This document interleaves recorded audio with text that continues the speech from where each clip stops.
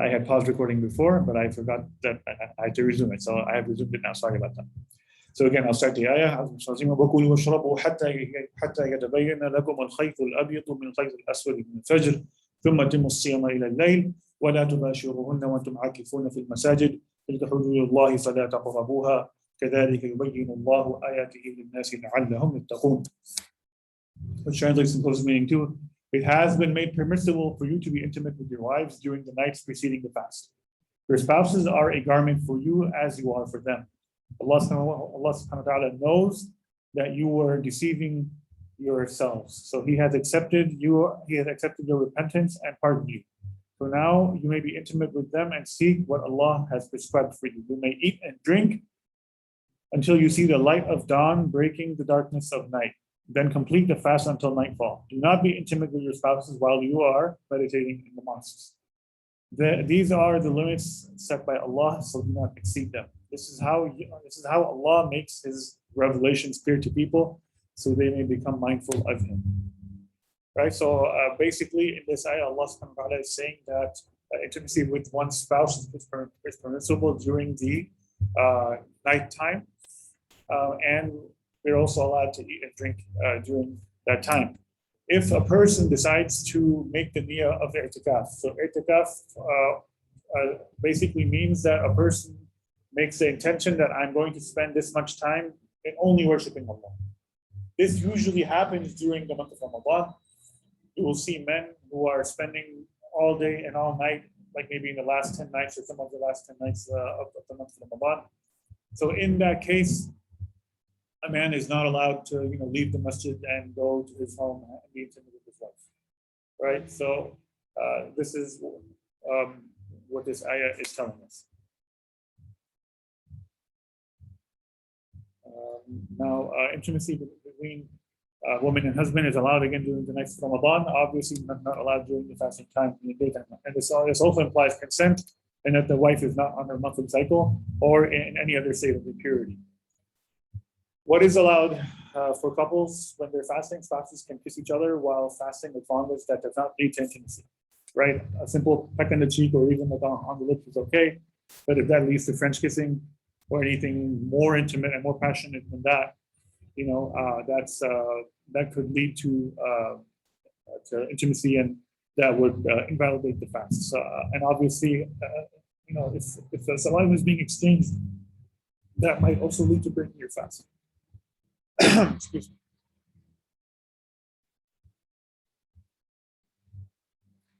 Okay, and again, as I covered, no intimacy while in i'tikaf. Let me take a quick break. I'm just going to grab some water.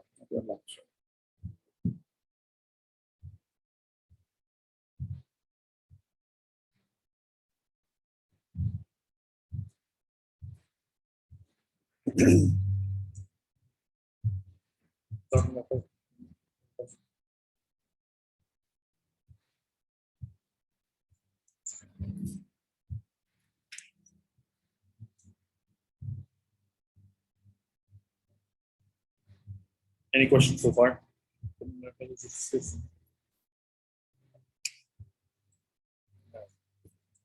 Chastity for single people in terms of Ramadan. So, again, intimacy in Islam is only allowed between man and wife. Fasting is recommended for single people. It's Ramadan, you're fasting anyways, right? So that'll help you lower your hormones. Since we're encouraged to make dua in Ramadan, I encourage single people to ask Allah subhanahu wa ta'ala to grant them with a spouse that every time they see their spouse, they thank Allah for that blessing.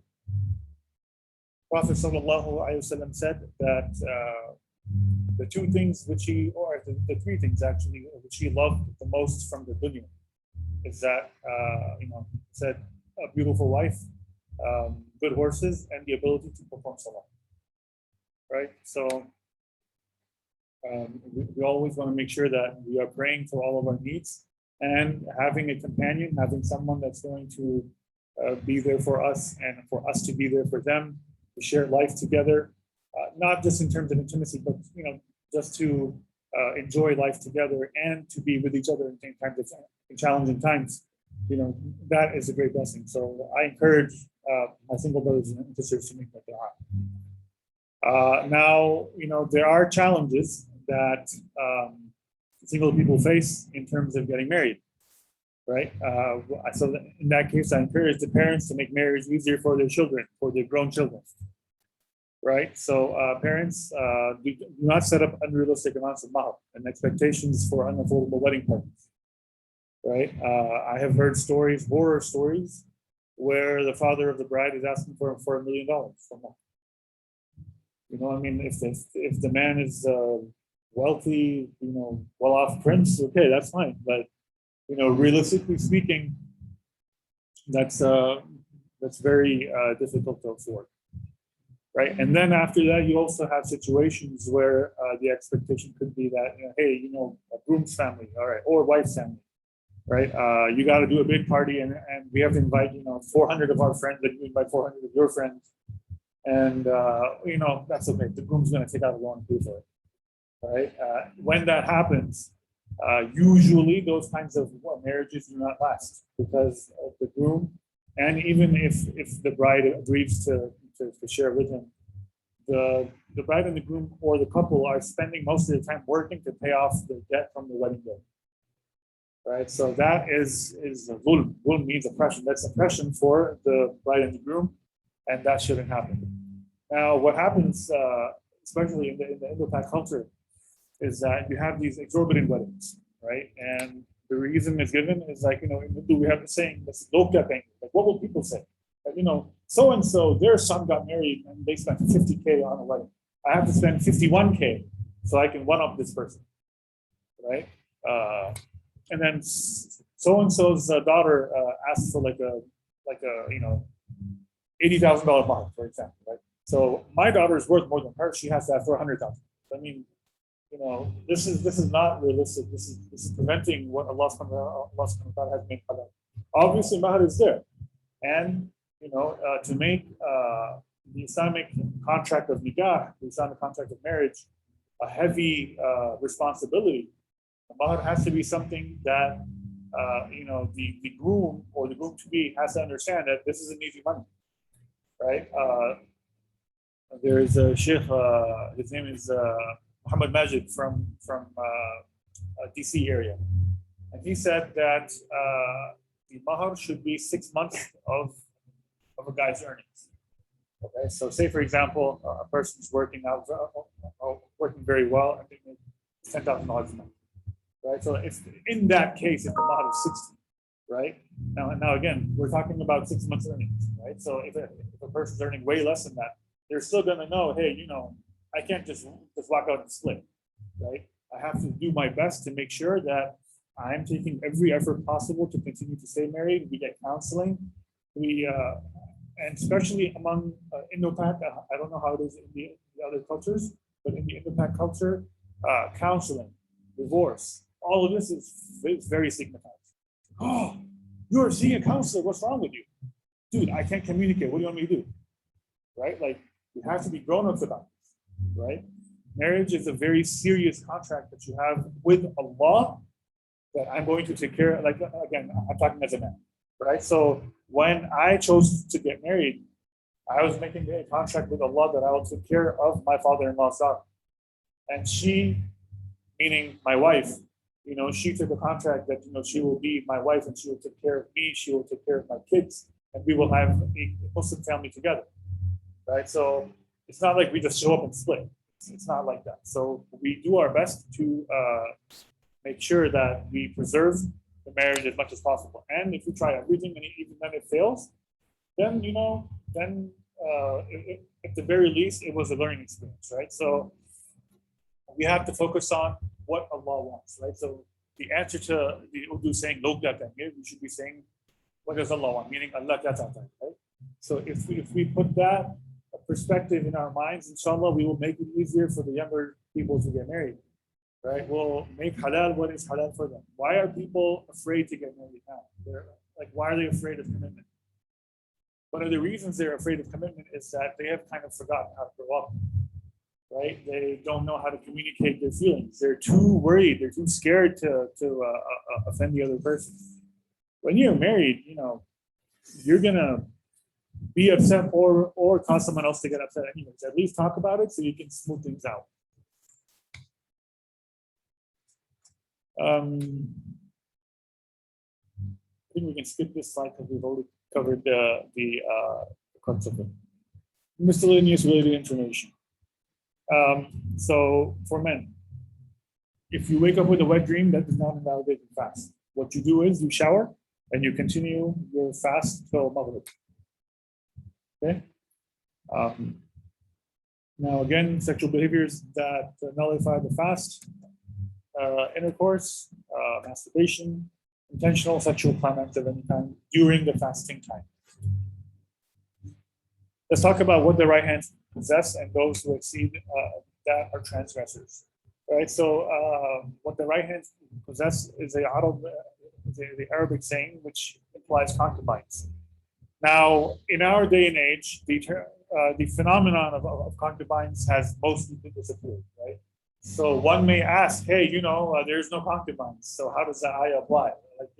Because people are always looking to challenge the Quran as being irrelevant, right? So if you look at it from this perspective, right, one could say, oh, there's no concubines, the ayah is irrelevant. No, it's not. Because the ayah is still going to apply, the concept of concubines has gone away. And if that were to come back, the ayah would still apply. So in short, ayahs 5 through 7 of Surah Al-Mu'minun address that intimacy is between spouses, and that Mu'minun are ordered to stay away from intimacy outside of these measures. Any questions on this? I hope I covered that in detail. And hopefully we won't have to revisit the topic of chastity. Are we clear, everybody? All right, so great. All right, the last group of people are the men and women who remember Allah often. This is the final group in the ayah. All groups covered so far contribute to being conscious of Allah subhanahu wa ta'ala often. And this is talking about over the last 4 sessions, over the last 4 Fridays. Right? So this consciousness manifests itself in choices of action, speech, and intentional remembrance of Allah subhanahu wa ta'ala, which is called dhikr or adhkar as the plural of dhikr. The Muslim, meaning the first person, the first group of people in the ayah, the Muslim men and women, remember Allah when they say and act on La ilaha illallah. The believing men and women do good deeds, remembering that Allah subhanahu wa ta'ala is going to reward them. The obedient men and women remember Allah by obeying Allah and abstaining from sins to the best of their ability. The truthful men and women remember Allah by being conscious of Him and in choosing to be consistent in truthful speech and action. The patient person, the patient men and women remember Allah, knowing that Allah will support them and alleviate their challenges.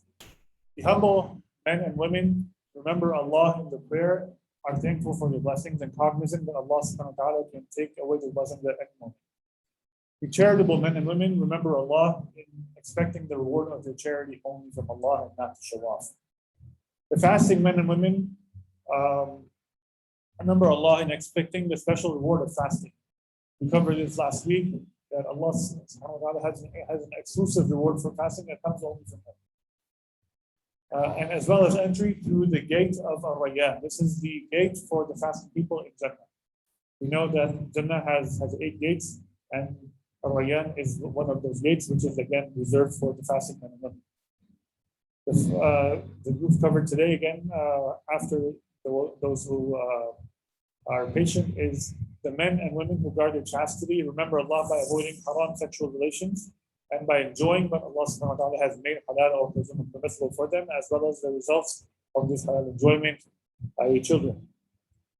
Such men and women also remember Allah in any and all aspects of life. And this is how we kind of put all of this together. As we talked about 9 different groups of people, if they're conscious of their choices in these 9 different actions, they will automatically remember Allah when they are waking up. There's a dua for waking up, right? There's a prayer for waking up. There's a prayer for going to and exiting the bathroom. There is a prayer for getting dressed. There is a prayer for before and after eating. There's a prayer for going on the journey. There is a prayer for arriving safely at the destination. There's a dua for starting the work or school day. There's a dua for returning home safely and for going to sleep. These are things that all of us do. All of us, as long as we're alive, we wake up, go to the bathroom, come out of the bathroom, we get dressed, we eat, we go on a journey. We drive to work or school. We travel far distances when when we choose to travel for fun or even for work, right? When we start our work day, there's a dua for that. When we come home safely, there's a dua for that. When we go to sleep, there's dua for sleeping. So if we remember Allah at all of these times and we do all of the tips in these 9 other groups of people that we covered earlier, question is, what do we get? There is forgiveness and a great reward, right? The ultimate goal we seek is the highest level of Jannah with no punishment or question. Right? And in order to get that, we need our sins forgiven while we are capable of doing our part to get those sins forgiven. Right? One of the greatest ways to remember Allah is to make istighfar. Istighfar means literally to seek forgiveness multiple times a day. The Prophet ﷺ was noted to have sought Allah's forgiveness 100 times a day, as mentioned in this hadith by in which Ibn Umar reported, we counted the Messenger of Allah, peace and blessings be upon him, saying 100 times in a single sitting before he stood up, my Lord, forgive me and accept my repentance. Verily, or indeed, you alone are the relenting, the forgiving. Now let me ask you this question. Muslims believe that the Prophet Muhammad peace be upon him was sinless. Why would he ask Allah to forgive him? Well, that's really. Why would the Prophet peace be upon him ask Allah to forgive him if he's sinless? You know the answer to this. Why would Prophet ask Allah to forgive him if he's sinless?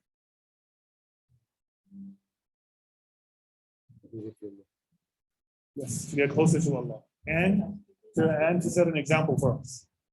The Prophet was sinless, but we're not. Even all of us know that we have done XYZ sins. Of course, as Muslims, we do not expose the sins that we have done. But if you were to count the ones that you do remember, I'm sure there'll be more than the digits on our head. There'll be more than 30. Right, so this hadith is from Sunan al-Tirmidhi and it is sahih, being authentic according to Al-Albani. So if we get forgiven, inshallah, it'll be much easier to enter Jannah al-Firdaus. Now again, Jannah al-Firdaus is the highest level of Jannah. There are 7 levels of Jannah. Jannah al-Firdaus is actually right under the throne of Allah subhanahu wa ta'ala. Right, so, and that's what we ask Allah to grant us entry into. What is the great reward? So again, what greater reward is there than other than Jannah al-Firdaus, which is the highest level of Jannah? So in Jannah al-Firdaus, we not only have unlimited desired things, right? So we know from many ayat in the Quran that you think of a fruit, it'll plop down in your hand, right? You think of from Surah Muhammad, we are told that there are 4 rivers in Jannah. Right, there's a river of wine, honey, milk, and clean water. Right, so if you wanted to go for a swim in your river of honey, that would be something interesting to do, right? I mean, you can't swim in honey now if you get stuck, right? Of course, in Jannah we get to live forever with our loved ones, right? Again, there is no sadness, there is no pain, there is no anxiety or anything, right? So. We talked about this earlier today in Jummah, but I want to again, have you imagine the scene for yourself and myself.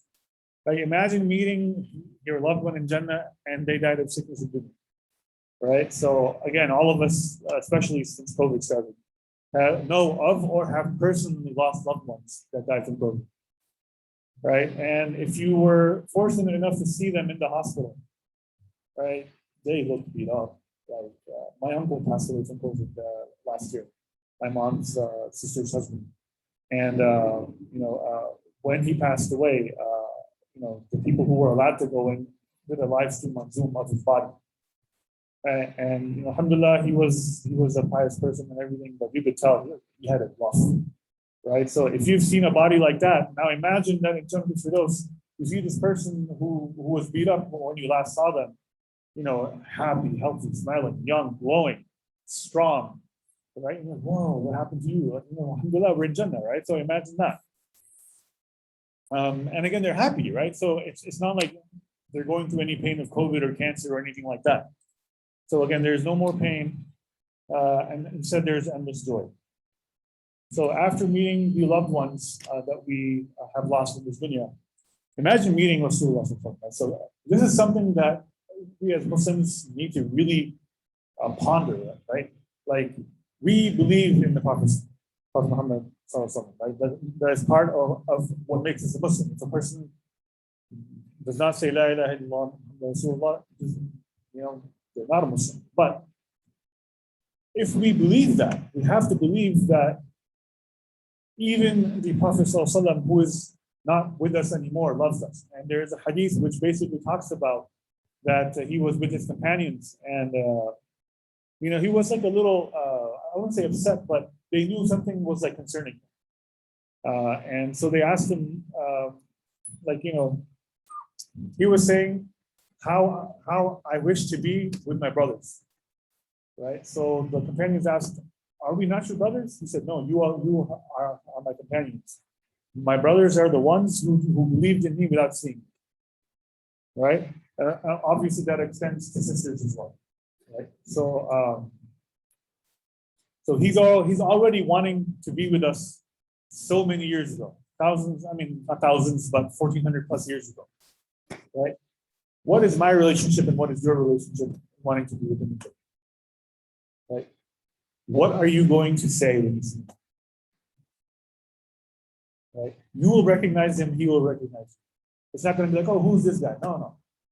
We will be recognized by the traces of wudu on us when we perform or before we perform our prayer. Right? So imagine like if there's a sea of smoke and there's everybody dressed in black, and then there's like imagine 500 people dressed in black. Imagine 10 people dressed in white. All the white dressed people will stick out, right?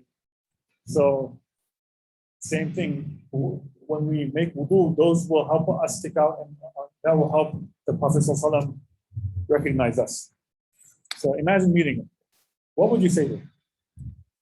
What would the conversation look like? Right? I mean, like, it's tough to imagine that. Think about it. Right? I mean, we believe in him. We believe that he existed. We believe that, inshallah, we will see him in Jannah and that he wanted to be with us. Right? So a conversation could go like this. Ya Rasulullah sallallahu Assalamu alaikum, Ya Rasulullah. Right? And it could be something like, you long for us, we long for you. You missed us, we missed you, even though we haven't seen you. When we go to Medina and we say salam to you as we walk by your grave, and you answered, of course, this is from a Sahih hadith that he answers the salam that is given to him. Right? Obviously, we don't hear it because we're not in that realm, but he is answering the salam that is given to him, right? So, you said salam to us, we weren't able to hear it. Now, let's say salam. Now, let's sit down and eat. Now, let's sit down and drink, right? A while ago, I'm talking maybe 6 years ago, Suhaib Webb, or was it Umar Sulaiman? One of these two actually had a Facebook post saying, imagine you're in Jannah, you are with the Prophet. What do you say? Somebody had a very interesting quote. He basically said something like, let's play ball. You guard me, let's see how much I can score on you. Right? Now, of course, we don't see that from the Prophet. Like, I like this person's imagination because he's already pictured himself doing what he wants to do with the person he loves. Right? So why can't we, inshallah, increase our imagination and work towards that as well, right? Now, before meeting him in Jannah, we would be from this afternoon's khutbah. I talked about the scenes of the judgment. And I'm just going to quickly go over the scene of the judgment so we can, inshallah, put that in the context, right? So the day of judgment is a very long, very, very long day.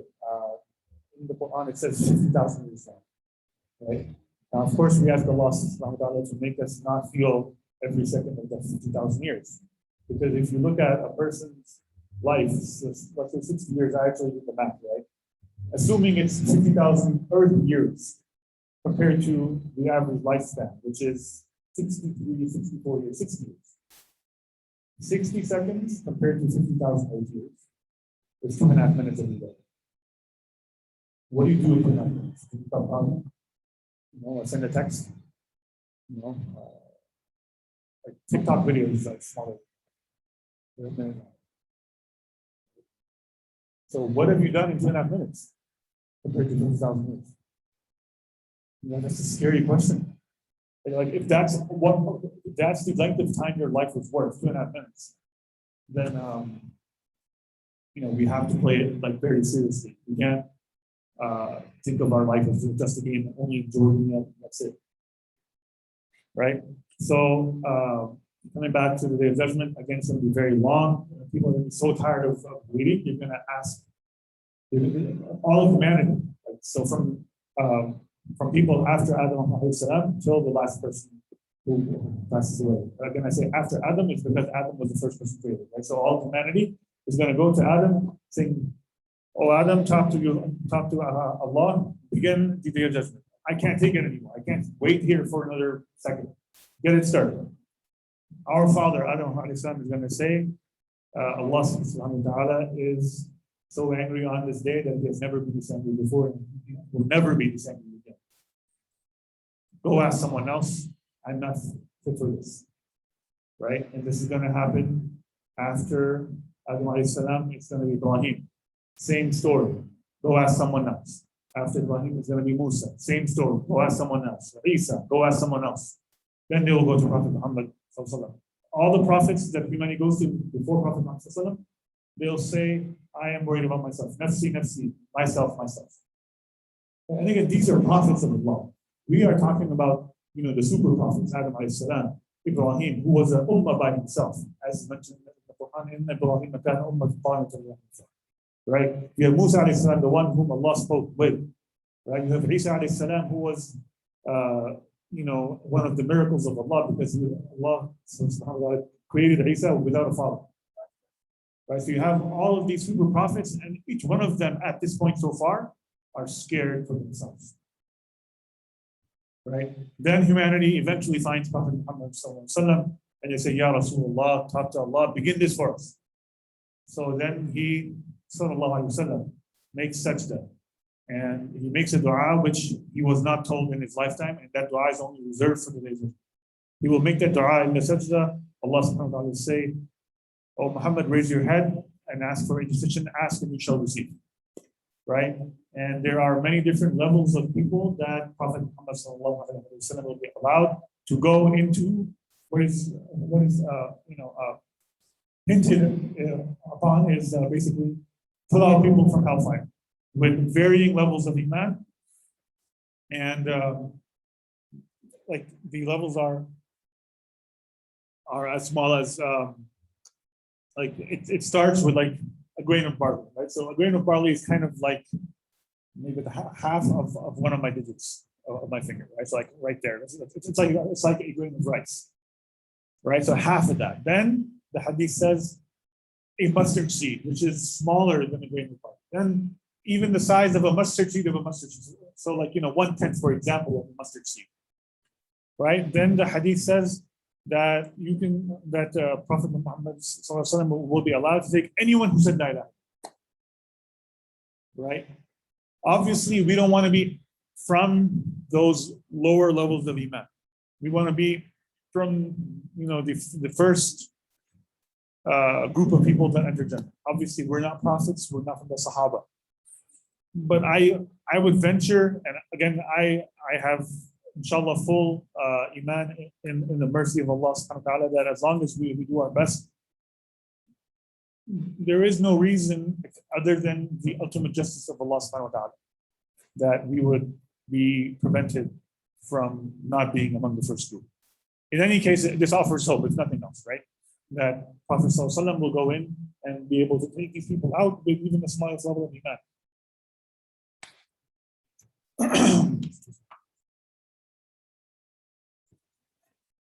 Right? And then once all of that is over, there is a bridge called Sirat that goes over hellfire. And people are going to cross the Sirat at different speeds. The best of believers will cross the Sirat at lightning speed. And then other people will be able to run across it with no problem. Other people will be able to walk across it with no problem. Others will walk around like if they're drunk, right? And if you've seen a drunk person walk, they're flipping, they're flopping, they can't get their balance. And this person could fall into hellfire unless they reach from that. When you cross the Sirat, you arrive at the pre-entry into Jannah. This is, and here in this location is the Hawd. The Hawd is like a well or a cistern of the Prophet. The water in there is so quenching that once you drink that, you will never ever feel thirsty again. Right? But imagine yourself at that point. Right? So you cross the Sirat. Alhamdulillah. Fires behind me and fires like under that location. Now there's a long line, okay, of people waiting to get fed from the blessed hands of Rasulullah. Right? So, line keeps moving. Imagine Rasulullah sallallahu alayhi wa sallam says, Faisal, he calls you, you go up to the cistern, he puts his hands in the well, takes it out and offers you to drink from the blessed hands. Like, what is that? Like, what is going through your mind when you imagine that? Right? Sallallahu Alaihi Wasallam, he's calling you by your name. Right? Like, that is when you start knowing this was everything. This was all of my life, all of my death, all of my state in my grave, all of my questioning. Inshallah, again, easy question. We'll pray for that. This is the beginning of that. This is the beginning to be with him. Sallallahu Alaihi Wasallam. Right, so we enter Jannah, inshallah, and as was talked about today in the khutbah, right, from Surah Yasin, Allah subhanahu wa ta'ala gives us a glimpse of what is happening in Jannah. I'm just going to paraphrase because we're nearing the time for Salah. Just FYI, Isha for today only has been pushed to 9, so inshallah we can finish our session.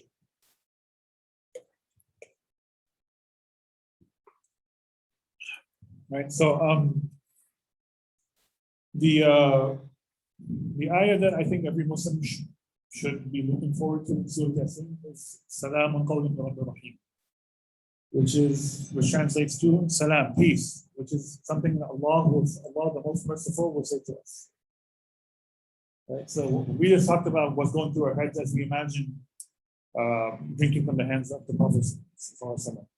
Now imagine Allah subhanahu wa ta'ala. Right? The one who created Prophet, the one who created us, the one who created them.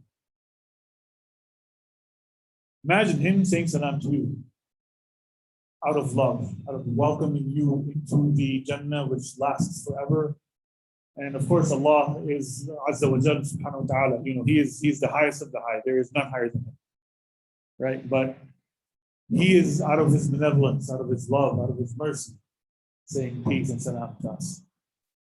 What is like, isn't that the ultimate of all things in Jannah? Like that we get recognition, right? This is what it is, right? People work hard for what? Okay, yeah, money, but like, if you get paid enough, but you don't get increase in title, right? Like, say for example, there's a person who has the degree of doctor. The person's not going to want to stay a doctor forever, right? They're going to want to, proceed to like medical director of the facility, right? Or for example, if a person's a pilot, right? They're going to want to be more than just a captain. They're going to, they want to be like a test pilot for that airline, or again, coming back to medicine, the highest level that a person can be as a doctor is Surgeon General of the United States, right? That's like the highest of the highest of doctors, right? Similarly, you have if a person wants to be president of a company, they definitely want to be president of a country as well, right? So it's recognition. But when we seek that recognition, we're seeking it from people. When Allah subhanahu wa ta'ala says salam to you, then there is nothing better. Done. Because you get to see Allah subhanahu wa ta'ala. That is the highest level of achievement in Jannah, because He is presenting Himself to you in His glorious form. Again, we don't know what that is, but we know that, of course, since Allah is glorious, that form of His own words. And when He says salam to you in His glorious voice, again, we haven't heard it yet, right? And we know that the dunya is incapable of withstanding His form. We know that when Musa alayhi salam was on the mountain, he asked to see a glimpse of Allah. Allah subhanahu wa ta'ala showed a glimpse of himself, the entire mountain, like I won't say vanished, what's the word I'm looking for? Disintegrated. Right? So, inshallah, we'll be praying at 9, just for today, for the session, inshallah. So, when we are able to see the glorious form of Allah subhanahu wa ta'ala in Jannah Firdaus, that's the ultimate recognition, and that's what all of us inshallah are striving for. Of course, all the things that come with it, the rivers of milk and wine and water, and enjoying with our spouses, and the fruits and the castles and the palaces, our attire being made from silk and brocade, all of that is amazing. No one's understating that, but talking with Allah and seeing Him in His form, nothing compares to that. And so we talked about Salam, Rahim. So we ask Allah subhanahu wa ta'ala to grant us a successful Ramadan so we can meet Him, His beloved Sallallahu Alaihi Wasallam, and our beloved Prophet Sallallahu Alaihi Wasallam, and of course those who have passed away before us. And we ask Allah to reunite us there in Jannatul Firdaus without any punishment or counting Ameen and Alameen. When we started this course, we were looking at goals and outcomes, right? So we asked what has been refreshed. We, inshallah, hopefully have refreshed our intentions, our hearts, and our minds, and our perceptions of Ramadan. So our goal was that now, inshallah, we should have a clear understanding of what we want to accomplish, we meaning myself, every 1 year, right? From fasting, and this is going to be discussed in the review of the Ramadan Action Plan, a list of measurable, achievable goals to prepare for Ramadan. That's the daily checklist. Inshallah, I have a template for both that I will share, and on the website we actually have those available as well. At least the checklist is there. But this slide is also on the website, so inshallah, you can get the action plan from here.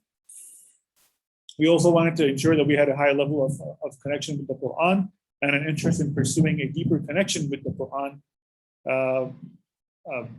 in Ramadan and beyond. So I hope, inshallah, that all of the ayat we have covered so far have given us that interest or that encouragement to continue to see what the other ayat of the Quran are showing us. Right, so that's one. And then I also want us to sign up for the ayat to cover the translation for each night of Ramadan. So I'm going to see if I can open this real quick and see if it shows up in the, yeah, it's not showing up. I'm going to try to share this tab real quick. Past it. All right.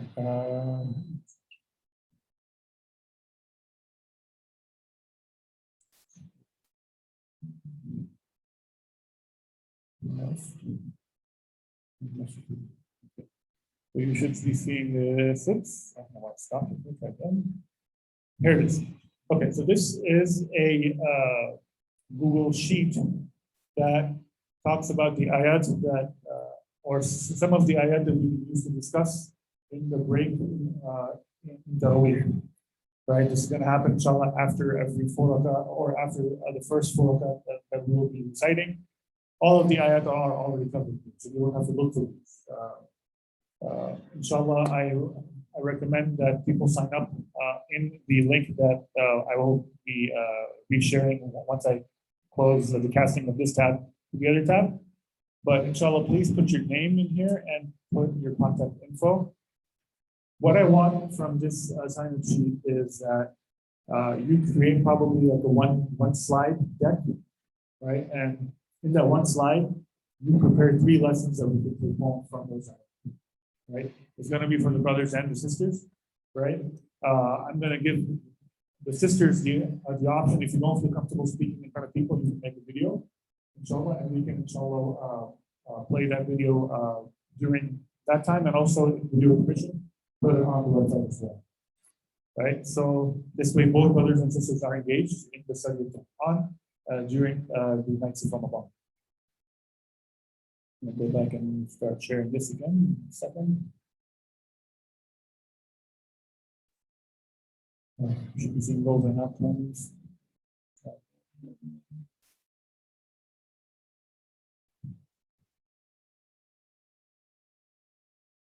Okay. Oh, this went all the way back.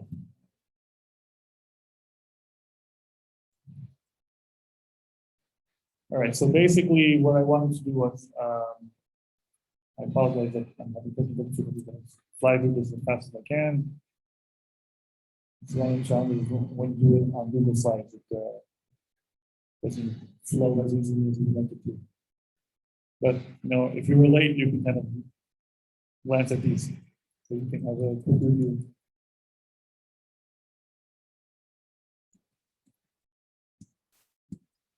Okay, here is the My Ramadan Action Plan review, right? So when we started our sessions, we're talking about how to put a goal or an action item into as few verbs and words as possible. So I'm guessing no one has the action plan available in front of you, but if you have worked on it, if you haven't, no worries, inshallah. This is a template that I'm going to share. It's what your action plan should look similar to is as follows, right? So we talked about 10 groups of people, right? So if you are a Muslim, the none of that is Islam. So increase La ilaha illallah count and visualize the questioning in my grave when the word Rabb is recited in the Salah, right? When you say Allah, Alhamdulillah, we say that at least 17 times a day. Does that vision go through your head that, when the angels of the grave will ask you, who's your master? You say, Rabb. They'll ask you, Ma Rabbu, who's your master? The answer is Allah. Right? So inshallah, we have lived our lives well enough to answer that question in our grave. Increase in Iman. Learn one new name of Allah subhanahu wa ta'ala today and understand what it means and then call on Allah with that name in my du'as. Number 3, devotion. Gain devotion to Allah by questioning at least one daily choice. Will this choice please Allah or will it hurt Islam? And then act upon that accordingly. Number 4, truthfulness. Be truthful in speech and action. Only commit to what I know I can deliver and then deliver truthfully. Number 5, patience. Be patient when dropping one bad deed, adding one good deed, and thank Allah and turn to Allah in times of need. And of course, outside of those times of need as well. So that's where the thanking Allah comes from. Humility, that we should be focused in our salah and do more than just the motions, right? So again, remember, you're standing in front of Allah when you're praying. It shouldn't just be up downs. Number 7, being charitable, smile more, remove hardship and obstacles. The reason I said sign up for launchwood.com for daily donations, they actually have this thing where you set a certain amount. Say, for example, you want to donate $1 a day, right? So that will be $29 or $30 total. But they will diversify your donation portfolio. They might say, okay, let's spend $1 today towards a well for the people who need water. Let's spend $1 for blankets for the cold people in Syria or Ukraine or wherever it is that they might need it. Right. So inshallah, please visit launchwood.com. They have many campaigns like this. So I encourage myself first and everyone else to inshallah check them out. We fast with the intention to gain Allah's pleasure and get sins forgiven. We guard our chastity by seeking intimacy only through marriage and avoiding anything that leads to it outside of marriage. Number 10, remember Allah through all of the above 9 action items and in daily habits. And this is, again, a template of what the daily Ramadan checklist would look like. Right? So here is basically what to do when. Right? So 30 to 40 minutes before suhoor, I would recommend myself and everyone else to wake up, make wudu, pray 2 rakat tahajjud, make dua for 5 minutes, and eat a reasonable suhoor and make the intention to fast. Right? We must remember that one of the core aspects of our fast to be accepted is that you make the niyyah to fast. And one of the ways to actually exemplify or make the intention realistic or realize it is to wake up to eat your pre-fasting meal. Okay, after that, if it's time for Fajr, so if you're a brother, please go to the masjid and pray Fajr with the Jama'ah if that's possible. After Fajr, try to read at least 1 page of the Quran, preferably with translation and pondering on meanings. Right, so that's an added bonus. Still after Fajr, say your du'as of the morning and try to remember Allah. Do that, God. Assuming now that it's commute time, right? So you're driving to work or driving to school, listen to Quran, make your du'as, make your adhkar, continue with that. Number 6, during school or work time, give your time to work or school. Dhuhr time, pray dhuhr. Number 8, again, assuming that you're back around 4:30, 5 o'clock, that's still before us. Well, 4:30 is before us. So, you drive back home. Again, you're listening to Quran, making du'as, you're performing the iftar. When Asr time comes, pray the Asr prayer. Try to rest a little bit because, alhamdulillah, we're not fasting in the summer, but your body is getting a little bit tired. But if you're still on a high level of energy, maybe, again, as we covered last week, that exercising before the end of the fast is not the optimal time. But, if your body can take it and if you think you can do it, then at least keep it light. 1 hour before Maghrib, recite part or all of what will be recited in Taraweeh. Inshallah, I will paste what we will be covering on a nightly basis from the recitation of the Quran Taraweeh. 10 minutes before Maghrib, set aside time for du'as. Right? We know that one of the best times to make du'a, when du'a is accepted, is actually before Maghrib. So inshallah, please set the time to make du'a. When it's time for Maghrib, break your fast with Bismillah and perform the Maghrib prayer.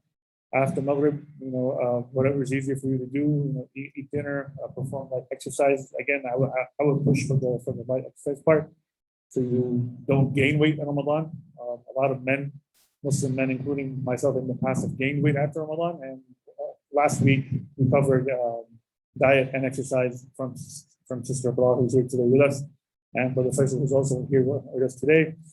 If you have any questions for them, please ask them after Isha. I've asked them to stay. So inshallah, please make the most of their availability tonight. 15 minutes before Isha, prepare for Isha Taraweeh. So, that means if you're going to the masjid, make your wudu, brush your teeth, because you don't want that garlic smell that you ate garlic in dinner to bother the people next to you. When it's time for Isha, come and pray Isha and perform Taraweeh prayer. After Taraweeh, if you have time and energy, help around the house. Don't just go straight to bed, right? So, again, talking more to the men here, that if you are married, right, and if you have a stay-at-home wife or the wife that's for any reason not coming to the masjid, it doesn't mean that, I'm done, I'm going to bed. No, see what she needs, see what your mom needs, do the dishes, right, clean up around the house. And then inshallah, once that's done, then it's time to bed. So again, this is just a template. It's a sample. Obviously, this is not the end all be all. It can be inshallah whatever you want it to be. But I have a blank template available on the website. I'm going to show that to you really quick, and then inshallah we'll get ready for Isha because we have 3 minutes before 9. Go to the website.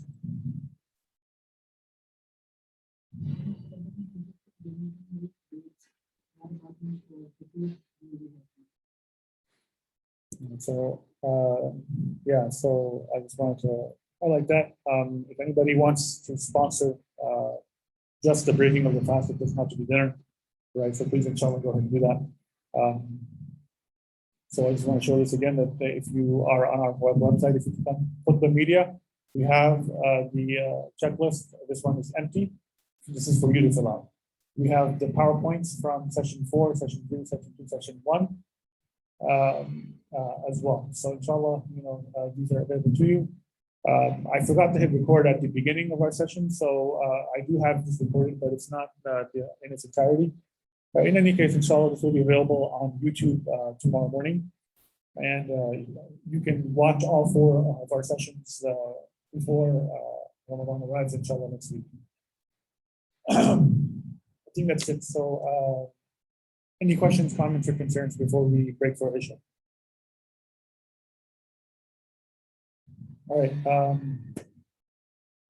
Inshallah, we'll have Q&A after Isha if there is any. Again, please make the most of our valued panelists, Sister Abrar, who's here with the sisters, and Brother Faisal, especially talking about exercise and diet and things like that. Sister Abrar is a licensed, I forgot to type it out, certified personal trainer. Brother Faisal is, can I call you a gym rat? Okay. So Faisal is our resident scholar on exercise for now. So inshallah, please make the most of your availability and make dua for us. This is a very time requiring effort. And I hope inshallah that these sessions contribute to giving us the habits that we want to achieve in Ramadan. So this upcoming Ramadan becomes the Ramadan that gets us to that vision that we had of Jannah Firdaus. Inshallah, it's 9 o'clock. Inshallah, we break for Isha. Subhanakallah wa bihamdika, ashhadu an la ilaha illa anta, astaghfiruka wa atubu ilayk. والعصر الإنسان يفوز خسر إلا الذين آمنوا وعملوا الصالحات وتواصوا بالحق وتواصوا بالصبر. السلام عليكم ورحمة الله وبركاته.